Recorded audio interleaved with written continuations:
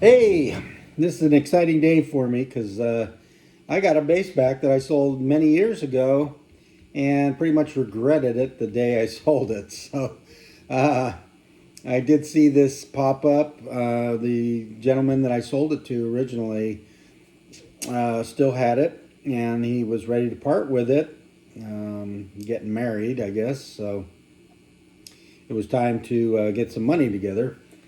So I bought it back and I gave him a decent profit on it because it's been quite a few years and values on instruments have gone up, so I helped him out. This is a 1978 Bruce Becvar. I know it looks like an Alembic, and the reason why is because Bruce Becvar worked at Alembic during that time period and a few years before. He was an excellent luthier, probably one of the best that Alembic ever had. And to this day, you'd be hard pressed to find one of these. He started making instruments under his own name around 1978. He made guitars and basses. One of his guitars is actually in the Smithsonian permanent collection for killer instruments. And he also made these great basses, and this is an 8-string. It's basically based off the same instrument that John Paul Jones from Led Zeppelin had. It was a Becvar. He walked into a store in the Bay Area back in the 70s. It was for sale in there, and he bought it. And it was a Bruce Becvar. And this instrument was custom ordered. The gentleman's name is on the truss rod cover there. All the hardware is chromed. It's unusual because it's in white, but it was special ordered that way. It's the original finish. Has an ebony fingerboard. It's got typical Alembic construction because Bruce was working in Alembic at that time. So he probably made this at the Alembic shop after hours. It's hollow on the two body halves, just like a Series 1 or Series 2 Alembic is. It has, I guess, a 3-piece body in order to achieve that. The neck is what I believe to be a 3-piece neck. It's hard to tell because it's painted, but it most likely has maple on the side pieces and then probably a super firm hardwood, in the middle to help with the tension of an 8-string bass. So the neck is just perfect. It's been all these years, and it's just straight, flat, just not taking any ill effects from having high tension on it from being an 8-string. So he built it right. His headstock is different than an Alembic headstock. It's a Becvar headstock, and his logo is a Becvar logo, still hand cut, probably from I don't know, probably brass, and then or silver, and then it was chromed as well as everything else on the bass. It's got Schaller tuners on it. It's got the typical Alembic oval inlays on the fingerboard. And Alembic has adopted this shape to this day. It's called a triple omega. And this bass, while not being an Alembic and while not having a Alembic series circuit, it does have a very good sounding circuit in it. It is active. It runs off a 1.9 volt. He used all the same quality pots and everything that were at Alembic. They're, Ron hand picks the best components for his Alembic circuits, and he was basically going into the Alembic stash and putting in the same parts. So, it has the 5-way switch for selecting pickups.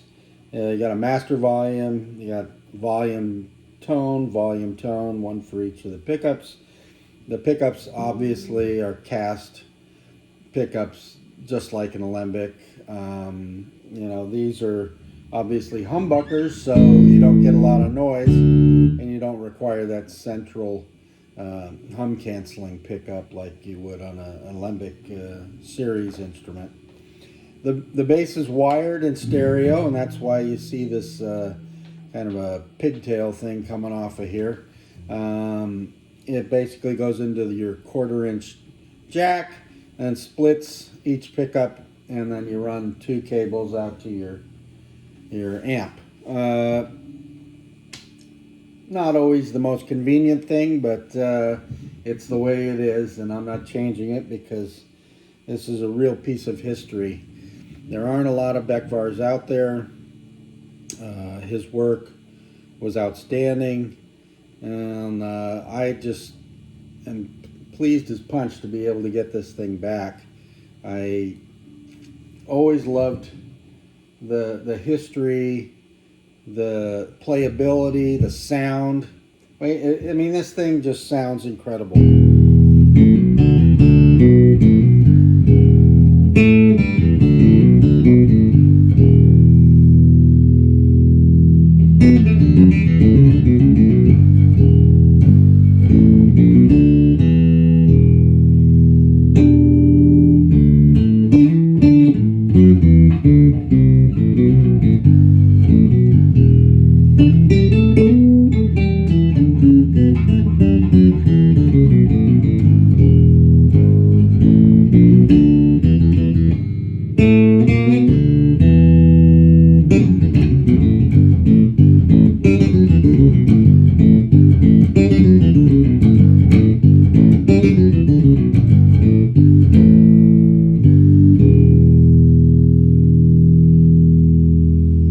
It's a great thing.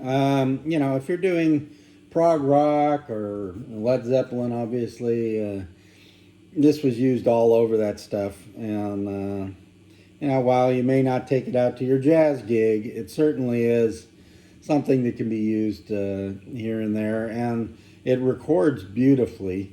That's where I think this bass really can shine, is in a recorded situation. It just adds a lot. There's a chiminess to it, a fullness to it.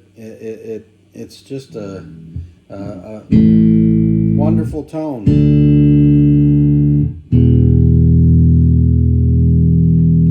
Sustains forever. Typical Alembic construction is going to do that. And like I say, while this is not an Alembic, it sort of is. But Bruce Becvar, to this day, I think he's mainly a musician. I think he lives in Hawaii. And I would love it if he'd go back into building instruments. I think he was just such a terrific luthier, and one of the best, I think, that Alembic ever had. He was great. But anyway, I just wanted to share it with you. I think most people do not understand what it is. That's how I got it back. I'd seen this bass listed for huge money originally, and then also by the gentleman I bought it from. He had it hoping that somebody in the world would understand what it is. And unfortunately, most people, this is off their radar.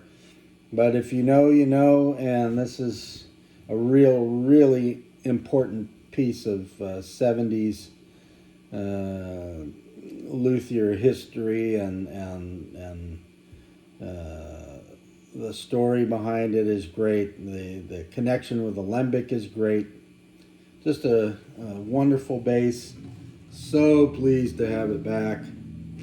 It's got the earlier Stars bridge that Alembic was using, but this is a 12-string version. I mean, an 8-string version. And then it has the plate tailpiece. This is an early style tailpiece from Alembic. It's got a piece of ebony under it that helps it wedge up and away from the body. It's got a slight channel back here so you can get the string ball ends hooked into the bridge. Just a well thought out instrument, holding up beautifully all these years later. Even the finish just looks great. Very special. Bruce Becvar, 1978.